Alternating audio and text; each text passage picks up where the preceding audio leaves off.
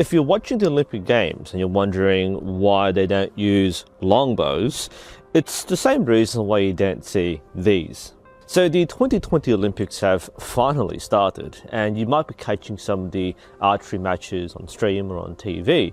And if you've never seen modern archery before, you might be quite baffled at what on earth they're using, this weird colourful metal bows with things sticking out and that metal thing which moves. And you might be wondering, well, where are these bows? Where are the longbows, or any kind of traditional historical bow? The short answer is times have changed. The sport has changed, the bow has changed, and unless you do the sport, you might be missing out on decades, if not centuries, of change and progress. And archery is not what you think it is. And because of that, you might not have a full understanding of the changes in design and format and competition that we see in the modern day.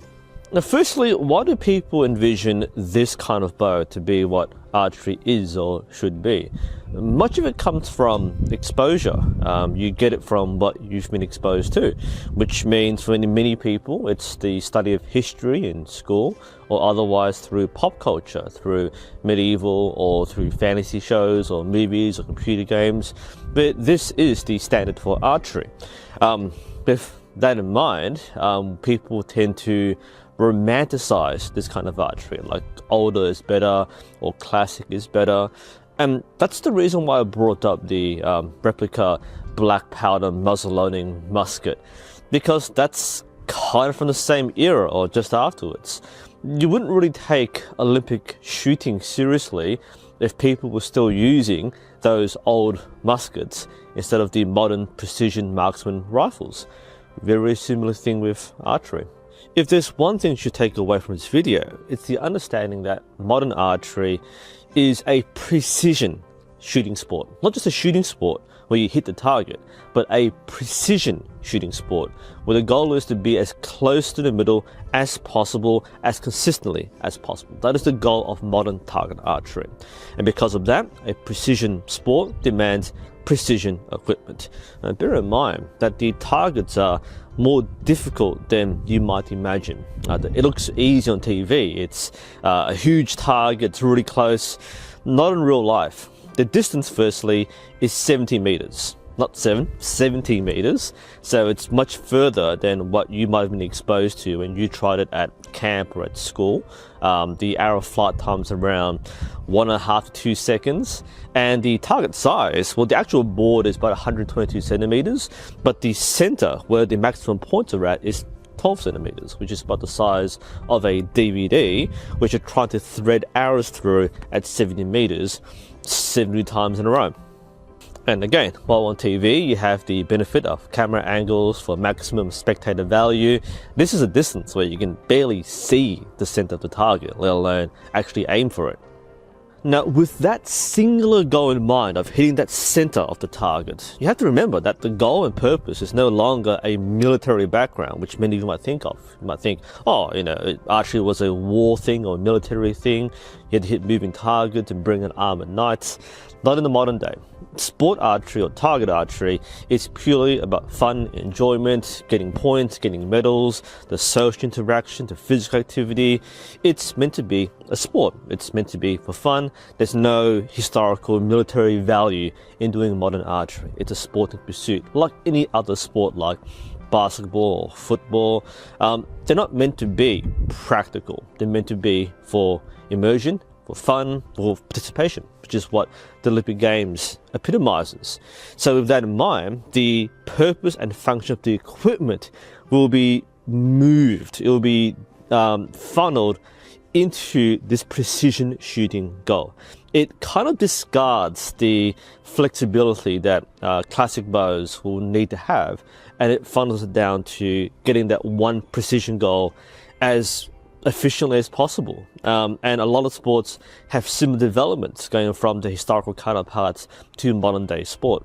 As far as archery is concerned, that's why you have these weird, colorful metal things. The bows or the risers are made from carbon or aluminium. They're engineered to have the best structure and reduce torque. The arrows are thinner and they're meant to reduce flight time for less wind drift. You've got stabilizer bars for better balance. The sight, despite popular belief, is not an auto-aiming device.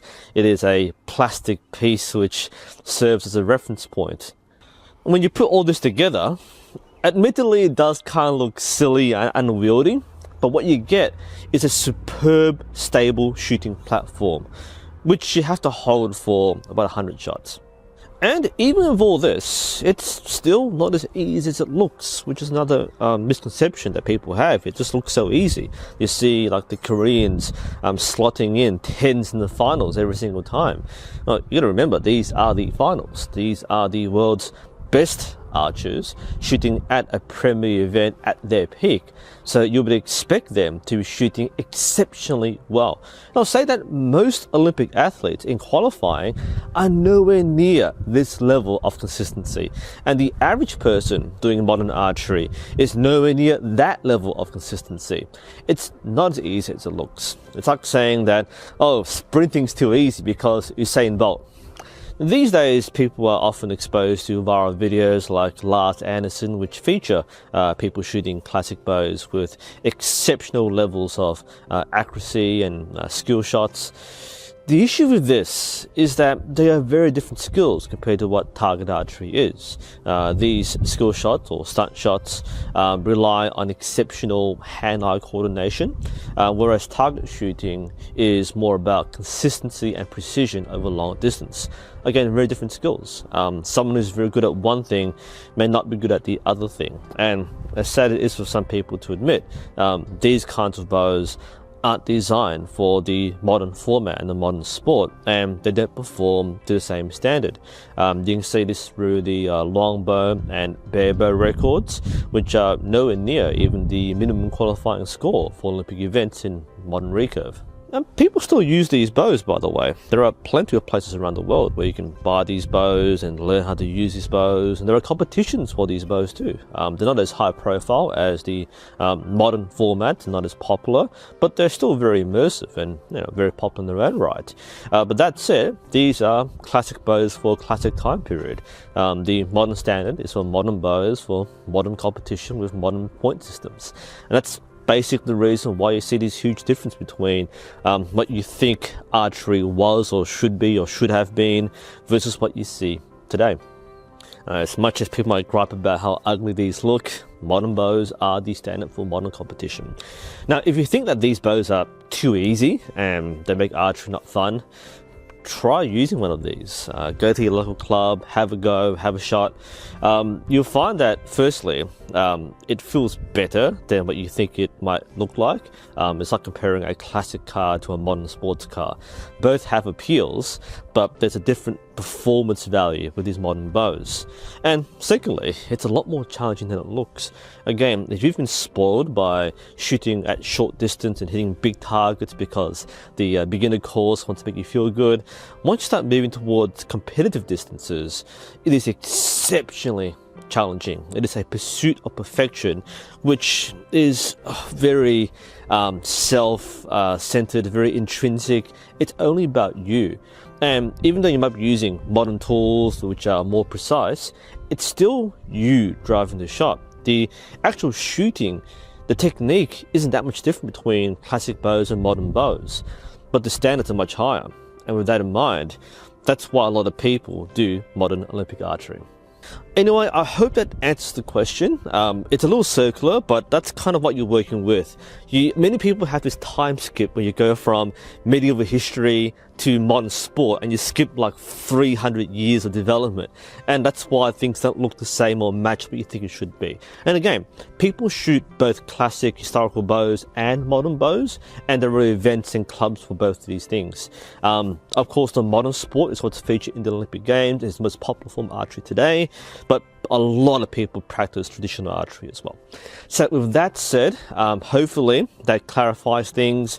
If you want to ask more questions or find out out more about what you're seeing on Olympic archery, I've got the whole playlist on my channel, plus a Q&A. But any further questions, I'll be happy to cover in the next few days while the Olympics are continuing and winding up. Post your thoughts below. I'm NUSensei, and hopefully we'll see you around next time.